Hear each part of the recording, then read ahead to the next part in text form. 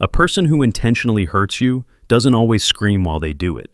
Sometimes the deepest damage comes in silence, in their absence, in those carefully chosen moments of neglect. And that right there is how you know it was never an accident. Just take a breath here and feel what that truth does inside your body. Because when the pain is subtle, when the betrayal is precise, when your spirit feels that sting but your mind keeps trying to make excuses, that's where the real inner suffering begins. We often think that hate has to look like rage, like yelling, or like outright violence, but that's not always true. The most dangerous kind of hatred is quiet. It calculates. It chooses the exact words that it knows will shatter your self-esteem. It waits until you're at your most vulnerable to withdraw affection. It pretends not to see your pain. And the worst part? It doesn't even flinch when it watches you suffer. When someone harms you with intention, it's not just a simple action. It's a reflection of their own inner world. It's their choice to damage you rather than have a dialogue to destroy, rather than to understand. They're acting with a precise kind of cruelty, not just chaotic confusion. And these aren't just signs of someone being emotionally immature. They are signs of a deep spiritual misalignment. And yet, when it happens to us, we rarely see it for what it is right away. We try to rationalize it, don't we? We search for what we might have done wrong. We start blaming ourselves. We wonder if maybe we just misunderstood the whole thing. But wisdom only begins where our denial ends. There's an old story from the Shaolin tradition that captures this perfectly. A student once asked his master, "How do I know if a tiger means to kill me or if it's just playing?" The master replied, "A tiger that is only playing will never draw blood. If you are bleeding, you have to stop pretending it's just a game." This teaching is so relevant to our human relationships. Sometimes we excuse the damage as a simple misunderstanding. We tell ourselves that the person was just having a bad day, that they didn't really mean it. But over time, patterns reveal the truth. A one-time hurt might be an accident, but repeated emotional cuts delivered with a sharp awareness of your sensitivities. Those aren't mistakes, they are messages. And here is what most people fail to grasp. Intentional damage doesn't always scream. More often it whispers, it manipulates. It waits for you to be vulnerable and then chooses that exact moment to strike. It might come through sarcasm, passive-aggressive remarks, or that deliberate deafening silence. It might be a sudden emotional withdrawal, right when you needed support the most. The pain it causes isn't chaotic, it's calculated, and that's what makes it so truly cruel. Think about it.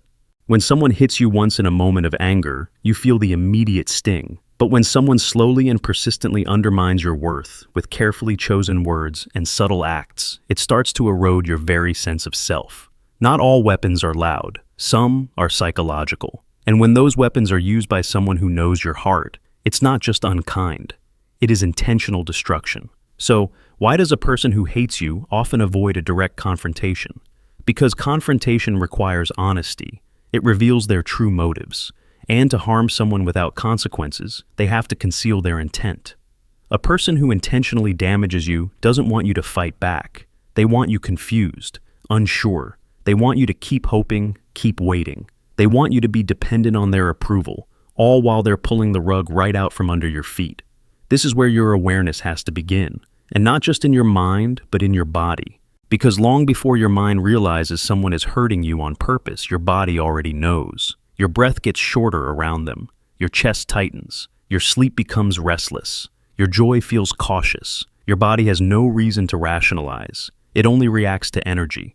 When someone's presence brings a constant feeling of tension, that's your nervous system talking to you. You have to listen. Modern neuroscience actually confirms this ancient truth. The human nervous system is built to connect and attune to others, especially in our close relationships. When someone we trust acts in a way that contradicts their words, our nervous system enters a state of dissonance. This is sometimes called limbic confusion. It's the reason why someone can be smiling at you, speaking calmly, even holding your hand, and yet your stomach feels uneasy. Your muscles stay tight. Your intuition is screaming like an alarm bell. It's not your mind being paranoid. It is your limbic system detecting a serious mismatch, a violation between what is being shown on the surface and what is truly being felt. Intentional harm is rarely about volume. It's all about precision. And that's exactly what makes it so dangerous. It penetrates deep inside without leaving any visible scars. It breaks down your inner knowing. It causes you to question your own perceptions. And the more you question yourself, the more power the other person gains over you. There's a powerful saying in Taoist teachings: he who distorts your mirror controls your reflection. If someone can make you question your own reality, they can start to shape your identity. And this, for many who hate in silence, is the ultimate goal. Not just to hurt you, but to remake you into a weaker version of yourself.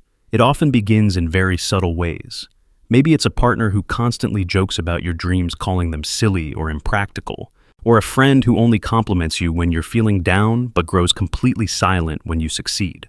Or maybe it's a family member who seems to remember every single mistake you've ever made, but never acknowledges your efforts. These are not random lapses.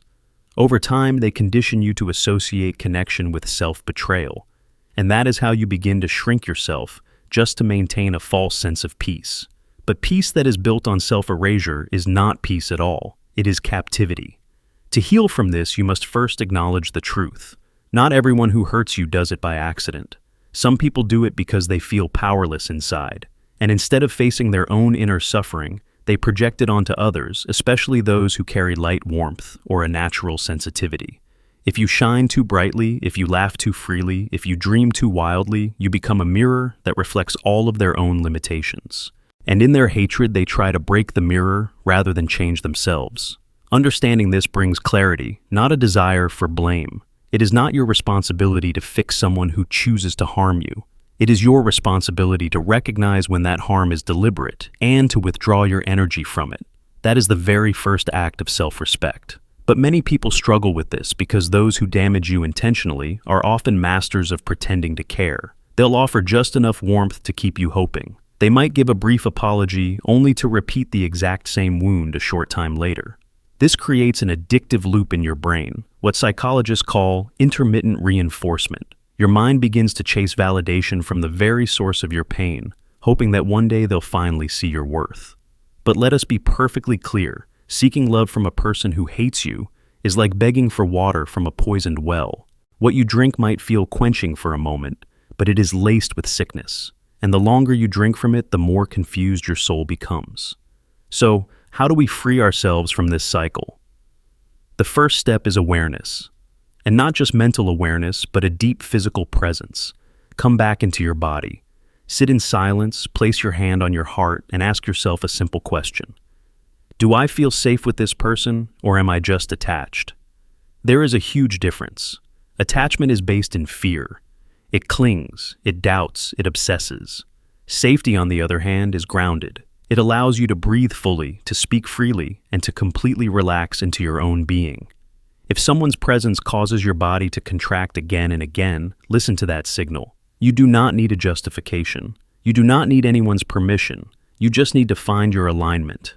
This brings us to the very real physiological damage that occurs when we stay in the orbit of those who deliberately hurt us.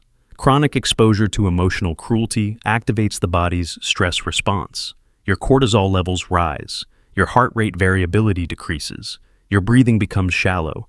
Your digestion slows down. Your immune system weakens. Over time, this can lead to chronic fatigue, brain fog, emotional numbing, and even physical illness. The body begins to collapse under the weight of being in a state of constant self-protection. In relationships where harm is intentional, the nervous system becomes hypervigilant. You find yourself always anticipating the next blow. And even when it doesn't come, that anticipation alone drains your life force. You are not truly living, you are surviving. But the body, just like the spirit, has an incredible capacity to recover. Begin with your breath. Take deep, slow inhalations through your nose, and even slower exhalations through your mouth. This simple act signals to your parasympathetic nervous system that it's time to activate calming the fight or flight response. With practice, your breath becomes the bridge between chaos and clarity. Practice grounding yourself. Stand barefoot on the earth. Feel the weight of your body being supported. Stretch slowly. Move with intention. Let your body remember what safety feels like, because when you return to your body, you return to your power, and you have to understand this. Reclaiming your nervous system is not just a physical act. It is a spiritual rebellion. You are consciously saying, I will no longer let your hatred live inside my body. I will no longer carry your damage as my own burden. When we begin to live from this space of deep awareness, our relationships naturally begin to shift. We stop explaining ourselves to people who are committed to misunderstanding us. We stop justifying our needs to those who only weaponize them. And we stop believing that someone who chooses to harm us will one day magically decide to heal us. Don't let their silence become your shame. Don't let their need for control become your identity. Your soul is not a battlefield. It is a garden. And a garden must be protected. Not everything is allowed to enter. Not everyone deserves to walk among your flowers. It is not an act of hatred to protect yourself from those who intentionally damage you. It is an act of love. It's love for yourself, love for your future, and love for the version of you that has waited years and years to finally feel free. The moment you choose this love, the moment you choose to believe your body, your breath, and your own inner knowing, you begin to heal. Not because the damage didn't happen, but because it no longer has the power to define you. From this place we can move forward, not in fear, not in anger, but in wisdom. And this wisdom, once it's awakened, changes everything. In those moments of deep emotional pain when the words of others slice right through our sense of peace, our natural reaction is to strike back. We want to defend ourselves, to explain, to shout our innocence into the void. But this response, while completely human, is not always the wisest path. The body stirred by the pain surges with energy. The heart beats faster. The breath quickens. The fists might even clench. Yet in this very moment of heat, the ancient teachings remind us that stillness is the greatest form of strength. From a Shaolin perspective, the one who reacts is always at a disadvantage. Why? Because reaction is not a conscious choice. It is a habit. And habitual reaction, especially in relationships where harm is deliberate, only feeds the cycle of suffering. The person who seeks to damage you wants your reaction. They want your fire. They want to throw you off center. When you respond with anger or desperation, they feel a sense of power. But when you can remain still, calm, grounded, rooted like a mountain, they become disarmed because your stillness cannot be manipulated. It is a language their unconscious mind does not understand. There's a teaching in Eastern philosophy. To observe without becoming is to master the moment. In the heat of an emotional confrontation, to observe what is arising in your body without becoming that emotion that is the foundation of inner freedom. This doesn't mean suppression. It means awareness. It means choosing not to be possessed by anger or sadness or fear, but instead to witness it like a passing cloud, knowing that the cloud is not the sky. It is not who you are. Let's take an example. Imagine a partner who knows your wounds intimately. They know about your childhood pain. They know the exact words that haunt you. And in a moment of conflict, instead of discussing the issue with care, they weaponize your past. They throw it at you like stones. The temptation to scream, to cry, to retreat, or to retaliate is incredibly strong. But in that crucial moment, the one who can pause even for just a single breath creates a space. And in that space, clarity is born. Your breath is the key. A deep inhale held gently, then released slowly. This simple act interrupts the automatic unconscious cycle of reaction. Neuroscience tells us that when we take control of our breath, we engage the prefrontal cortex, which is the part of our brain responsible for higher reasoning and conscious choice. We literally step out of the survival brain and into the conscious self. This isn't just philosophy, it's biology. Over time, the practice of stillness becomes a shield. Not a wall that isolates you, but a boundary that protects you. You no longer feel the need to respond to every single provocation. You no longer have to explain yourself to people who aren't actually seeking understanding. You don't have to lower your frequency to match the aggression of another person. Instead, you remain rooted in your breath, in your truth, in your own knowing. And this is not weakness. This is the deepest form of power. Stillness is not the absence of emotion. It is the disciplined container for emotion. You can feel the fire rise, but you don't let it consume the entire house. You allow the storm to pass through, but you don't drown in the rain. This practice, while difficult at first, transforms not only your relationships, but your entire way of living. You begin to see with crystal clarity who is aligned with your peace and who only seems to thrive in your chaos. It is said in the martial arts that the most dangerous fighter is the one who does not flinch, who does not speak, who does not react to provocation. Why is that? Because that fighter is centered. And when you are centered, nothing external can dictate your internal movement. The exact same principle applies in emotional conflict. The one who remains centered holds the true power. But this takes training. Like the monk who sits beneath a powerful waterfall, completely unmoved by the force of the current, you must return again and again to this posture of presence. When the world screams, you listen to your breath. When accusations fly, you anchor into your body. When someone tries to define you by your worst moment, you remember that you are not what you feel. You are what you do with what you feel. There's a story of a woman whose partner often belittled her in public, using subtle jabs disguised as jokes. Each time she would just laugh it off, telling herself it wasn't serious. But over time, she began to notice her heart shrinking. She stopped speaking up. She stopped shining her light. One day she sat in silence after yet another joke that cut deep. But instead of reacting, she simply observed her breath. She placed her hand on her chest and whispered to herself, "This is not who I am, and I will not make a home for myself in someone else's shadow." From that day forward, she changed, not with revenge, not with angry confrontation, but with calm, deliberate distance. She withdrew not in anger, but in alignment, and her stillness spoke louder than any argument ever could. This is the essence of emotional non-reactivity. It's not passivity, it is purposeful stillness. It is the refusal to let someone else's storm become your internal climate, and from this place of clarity, something else begins to reveal itself, an even deeper truth. The people who seek to damage you with intention are often at war with themselves. Their hatred for you is not born from your flaws. It is a projection of their own inner fragmentation. You have simply become the screen onto which they project their own unresolved pain. And if you're not aware of this, you might begin to internalize their shadows and believe they are your own identity. This is where the metaphor of the mirror becomes so important. Everyone we meet is a mirror. Some reflect our light back to us. Some reflect our own wounds, and others reflect the parts of themselves that they cannot bear to face. When someone projects their pain onto you, they are not really seeing you. They are seeing a version of themselves that they refuse to heal. It is always easier to attack what we don't understand than to confront what we fear within ourselves. In psychology, this is known as projection. It's a defense mechanism where a person denies their own uncomfortable attributes and instead ascribes them to someone else. For example, a person who feels deeply inadequate may call you arrogant. A person who secretly fears abandonment may accuse you of being distant. A person who cannot forgive themselves may shame you endlessly for your own imperfections. And if you absorb these projections, you begin to carry their pain as if it were your own. But there is another way. When you recognize projection for what it is, you can step out of the role they have cast for you in their own unconscious play. You can simply say to yourself, "This is not my reflection." And just like that, you stop playing your part. There is a powerful line from Buddhist teachings: the arrow that hits you is not the one they shoot, it is the one you do not remove.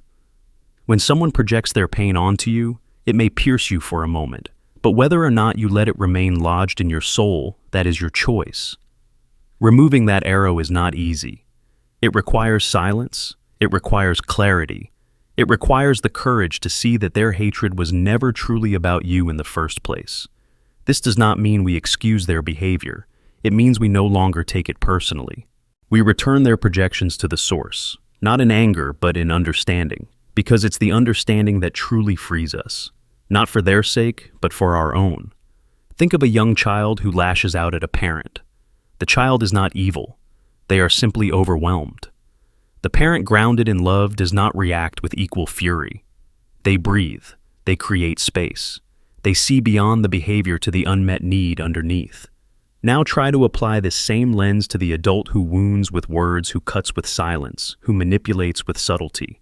Inside of them is often a wounded child, unseen, unheard, and unhealed. Their behavior is not justified, but it can be understood. And from that place of understanding, you are freed from the burden of needing to change them. Because you finally see it was never about you. The moment you internalize this truth, your relationships will change. You will no longer accept blame for emotions that are not yours to carry. You will stop dancing to the rhythm of someone else's chaos. You will stop trying to prove your worth to people who refuse to see it.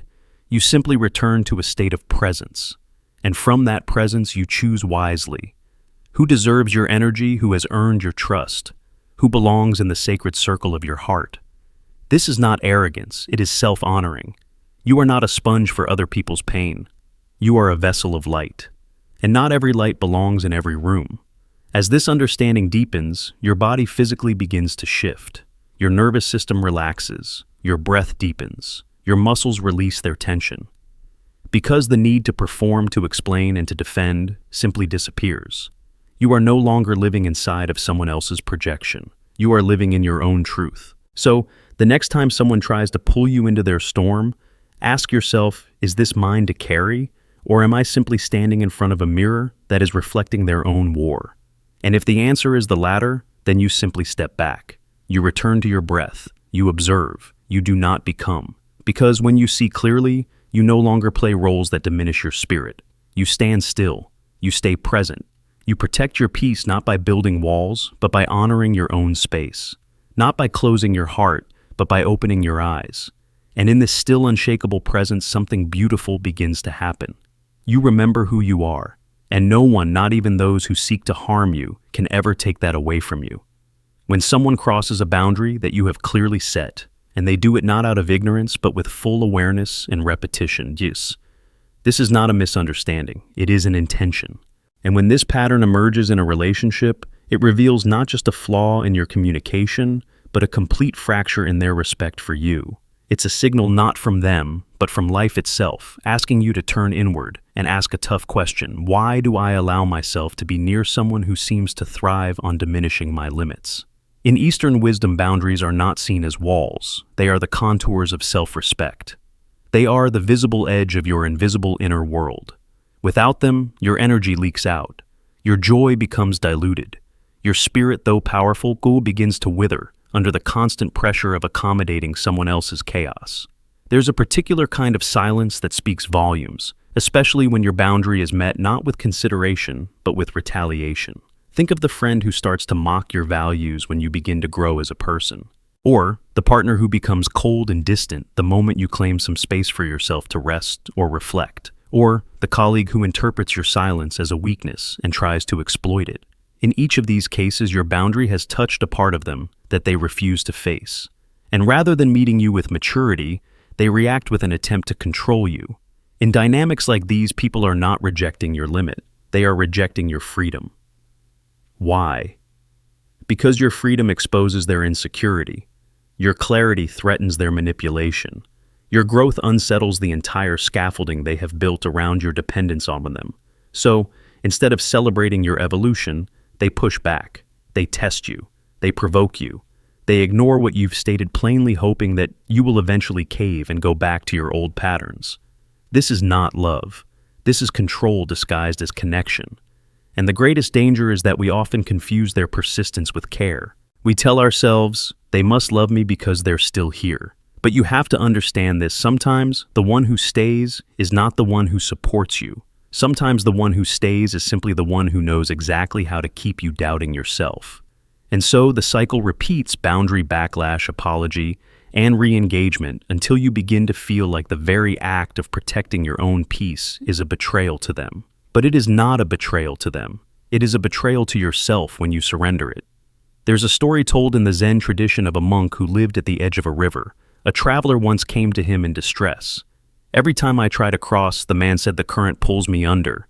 It's as if the water itself wants me to drown. The monk replied calmly, the river is not against you. It simply does what rivers do.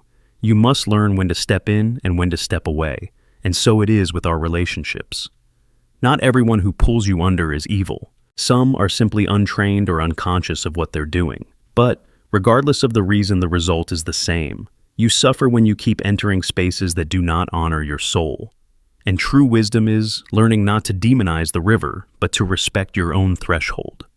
In trauma-informed psychology, this threshold is known as your window of tolerance. It's the zone in which your nervous system can function with stability and calm. When someone consistently crosses your emotional limits through things like shouting, belittling, gaslighting, or emotional withdrawal, your body begins to live in a state of either hypervigilance or complete shutdown. You are no longer present. You are simply surviving. And no meaningful connection can ever flourish in that state. Setting boundaries then is not a luxury, it is a biological necessity. When you state, I cannot accept being spoken to in this tone, or I need some time to process this before I respond, or I will not engage with you when I feel I'm being manipulated, you are not being dramatic. You are regulating your own body. You are choosing health over dysfunction. And though others may label this as selfish, it is in fact the very foundation of relational safety. But this safety doesn't just come from words alone. Anyone can speak a boundary. The real test is whether you will act when that boundary is violated, because energy does not respond to your intentions.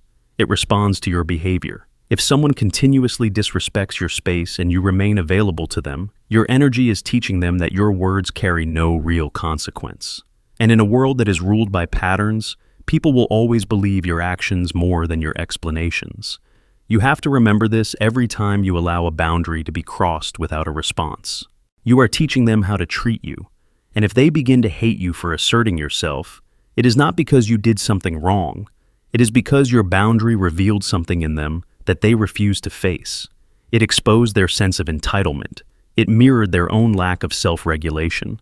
It disrupted the dynamic where you played small so that they could feel large. In this way, boundaries are sacred, not just because they protect you from others, but because they reveal the truth of others. And once that truth is seen, the burden of illusion lifts. You no longer wait for them to change. You no longer argue for your basic right to be respected. You simply acknowledge, this person is not compatible with the love I am cultivating within myself. And that realization, while it can be painful, is also incredibly freeing. There is an ancient Taoist phrase, soft is stronger than hard. Water conquers stone. Your boundary does not need to be aggressive to be powerful. It can be spoken with softness, with grace, but it absolutely must be consistent. Because when your firmness is rooted in inner peace, it becomes immovable. You do not need to scream to be heard. You only need to be clear and to act accordingly. Clarity is not cruelty. It is kindness to your own nervous system. It is the restoration of trust within your own being. And from this place of clarity, a new pattern begins to emerge. One where your boundaries are not reactive, but responsive. They are not walls of isolation, but invitations for mutual respect. And those who cannot meet you there, they will naturally fall away. Not because you push them, but because you stopped collapsing your own truth to accommodate their comfort. As you grow more attuned to this inner clarity, another realization dawns. Patterns of emotional damage are often recycled through silence. Not the silence of wisdom, but the silence of avoidance. And the only way to break this cycle is to become deeply conscious of the environments you expose your nervous system to. You cannot regulate your emotions in a space that is designed to destabilize you. Just as a plant cannot bloom in toxic soil, your spirit cannot flourish in a dynamic that thrives on your disempowerment. And this brings us to a very subtle but profound shift in awareness. Emotional damage is not always about what someone does to you. Sometimes it's about what they continually withhold from you. They withhold affirmation, they withhold transparency, they withhold softness, they withhold accountability. In doing so, they effectively starve the relationship of the very nutrients that are needed to sustain a true connection. And over time, this absence becomes louder than any insult. It becomes the echo you carry with you into every room, leaving you wondering, am I asking for too much? You are not. But you must stop asking for it from those who use your longing as a form of leverage. There is a wound that so many of us carry, the hope that if we just love them better, they will finally change. The hope that if we shrink our own needs, they will stop punishing our presence. That if we forgive them enough times, they will one day wake up and finally see our worth. But this hope, if it's left unexamined, becomes a prison, because you begin to bend your own truth in the hopes of bending their behavior. And in that bending, you abandon yourself. This is not love. This is survival dressed up in the costume of hope. True healing begins when you recognize that the energy you invest in, trying to be understood by someone who benefits from misunderstanding you, is energy that is far better spent on understanding yourself. Self-understanding gives birth to self-honoring, and self-honoring leads to self-extraction from dynamics that distort your dignity. At this stage, some people might say, but isn't this unforgiving? Isn't this selfish? No, it is sacred. It is the practice of loving yourself enough to stop auditioning for roles in someone else's unresolved drama. And in this space, forgiveness finds its true form, not as reconciliation, not as excusing harm, but as a release. The release of the illusion that you can change someone who refuses to meet you in the mirror. The release of resentment not for their sake, but for the peace of your own body. The release of the need to carry the weight of someone else's lack of growth. As you walk this path, your physical posture begins to shift. not just your emotional one. Neuroscience and somatic therapy tell us that when we live in environments that lack safety, our body curls inward. Our shoulders round our jaw tightens. Our breathing becomes shallow. The body speaks what the mouth cannot.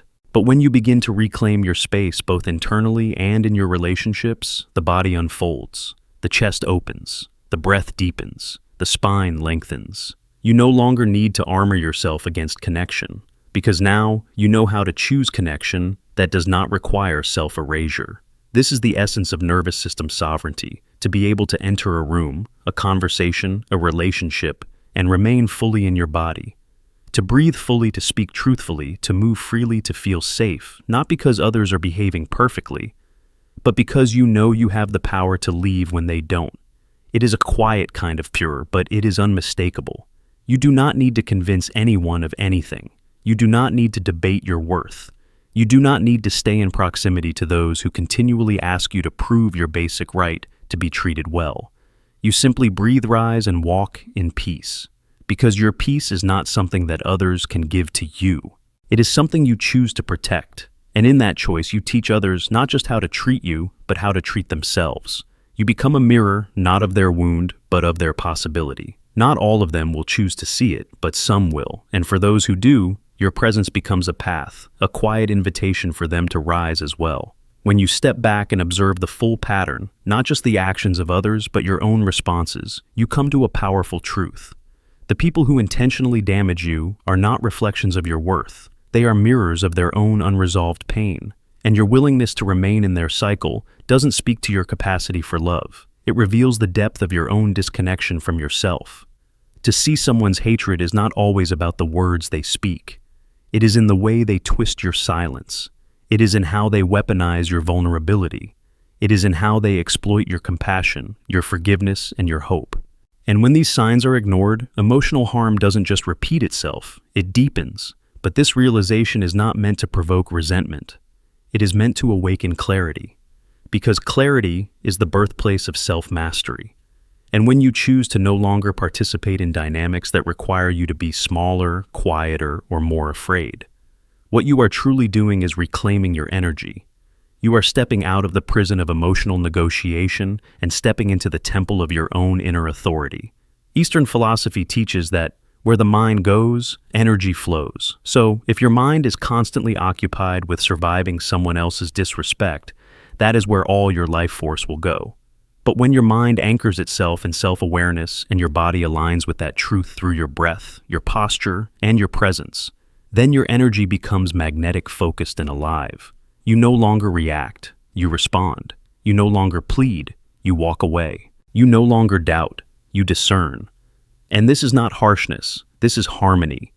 To live with emotional discipline, to honor your nervous system, to choose people who nourish your growth, and to walk away from those who demand your decay, that is not isolation. That is liberation. So, the next time someone damages you intentionally and then hides behind apologies or excuses, ask yourself not just what they did, but what staying in this situation is costing you. Is it costing you your peace, your health, your sleep, your ability to trust yourself? Then the price is too expensive. You do not owe anyone your continued presence at the cost of your own inner freedom. And when you begin to understand this, not just in your mind, but in your cells, in your breath, in your choices, then even the most subtle act of self-respect becomes a revolution. The journey forward is not about becoming cold. It is about becoming clear. It's not about being feared, but about being firm. It is not about carrying pain forever, but about learning from it, transforming it into wisdom, into strength, and into a deeper compassion that no longer requires self-betrayal to be expressed. This is what it means to live with stillness in your heart and fire in your soul. To see clearly, to speak truthfully, to walk peacefully, and to love not at the expense of your dignity, but as an expression of your highest alignment. This is self-mastery. This is your path, and now you know the way.